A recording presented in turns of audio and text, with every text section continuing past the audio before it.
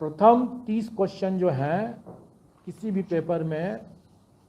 प्रथम 30 क्वेश्चन जो हैं वो लैंग्वेज क्वालिफाइंग के हैं। इस वक्त की बड़ी खबर निकलकर सामने आ रही है। देखिए, लगातार न्यूज पेपर अभ्यर्थियों की आवाज़ उठाती है और खबरें दिखाती है, जो खबर सटीक होती है। अब देखिए, बीपीएससी TRE 2 के लिए अतुल प्रसाद यानी BPSC chairman Atul Prasad press conference कर अहम जानकारी दे रहे हैं। आप भी सुनिए और समझिए कि बीपीएससी TRE 2 के लिए अतुल प्रसाद क्या कुछ बोल रहे हैं और क्या दिशा निर्देश जारी कर रहे हैं, जरा सुनिए। कि ये एडमिट कार्ड में ही यहाँ पर बना हुआ है, उनको अपना रोल नंबर अपना रखने के लिए।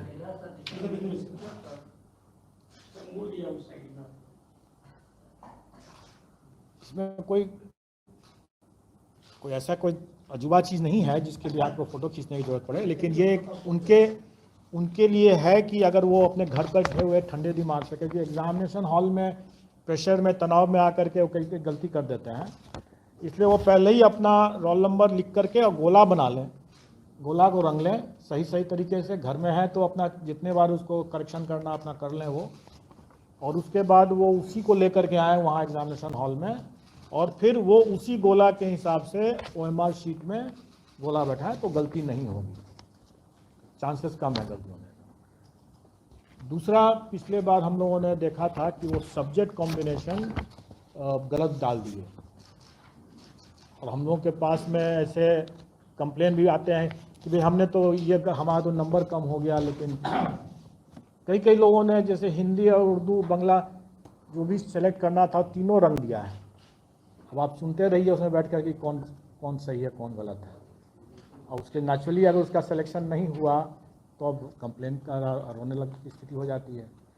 तो उन सब चीज़ों को ध्यान में रख करके हम लोगों ने इस बार पहले ही साफ कर दिया कि हम आवेदन में जो लेंगे,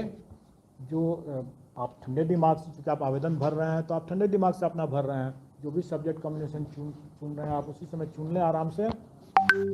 और एग्जामिनेशन हॉल में हम कोई सब्जेक्ट कॉम्बिनेशन आपसे नहीं पूछेंगे, क्योंकि हम पूछते हैं आप गलती करते हैं, फिर इसमें कॉम्प्लिकेशंस होता है। आपकी सहूलियत के लिए, मतलब अभ्यर्थियों की सहूलियत के लिए कि उसने क्या सब्जेक्ट कॉम्बिनेशन चुना है। वैसे तो हम लोग ने एडमिट कार्ड इतना नज़दीक है इसलिए उसको याद तो होना चाहिए कि उसने क्या चुना है, लेकिन फिर भी अगर वो भूल गया कि हमने क्या चुना था, तो यहाँ पर जैसे मैं दिखा रहा हूँ कि यहाँ पर इसका सोशल साइंस का पेपर जैसे है, तो उस नमूना है ये, वैसे रियल केस ही है लेकिन है नमूना के लिए है। हिस्ट्री एंड पॉलिटिकल साइंस, इसमें उसका कॉम्बिनेशन अंकित है। तो कहने का मतलब यह है कि अगर कोई भूल भी गया हो अगर वो, कि उसको हिस्ट्री पॉलिटिकल साइंस क्या कॉम्बिनेशन चूज करना है, किसका आंसर देना है, क्योंकि इसके बुकलेट में हिस्ट्री का भी क्वेश्चन रहेगा, पॉलिटिकल साइंस का भी रहेगा, ज्योग्राफी का भी रहेगा और इकोनॉमिक्स का भी रहेगा, लेकिन उसको करना है हिस्ट्री एंड पॉलिटिकल साइंस के। और अगर हिस्ट्री पहले है तो पहला 40 क्वेश्चन जो होगा, मतलब मेन कॉम्बिनेशन पार्ट का, वो हिस्ट्री का करना है, और दूसरा पॉलिटिकल साइंस है तो अंतिम 40 क्वेश्चन जो होगा वो पॉलिटिकल साइंस का ही करना है उसको। तो जिस सीक्वेंस में यहाँ पर लिखा हुआ है, जिस सीक्वेंस में उसने भरा है,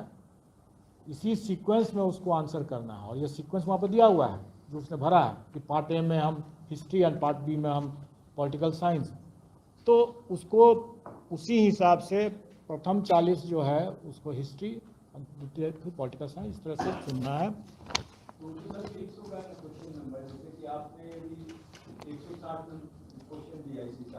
150 क्वेश्चन, 160 नहीं है, 150 क्वेश्चन। मैं एक्सप्लेन कर देता हूँ, मैं आपको एक्सप्लेन भी कर देता हूँ, क्योंकि आप लोग भी क्लियर रहें और अपने संपर्क में और अपने मीडिया के माध्यम से अभ्यर्थियों को भी सतर्क कर दें। वैसे मुझे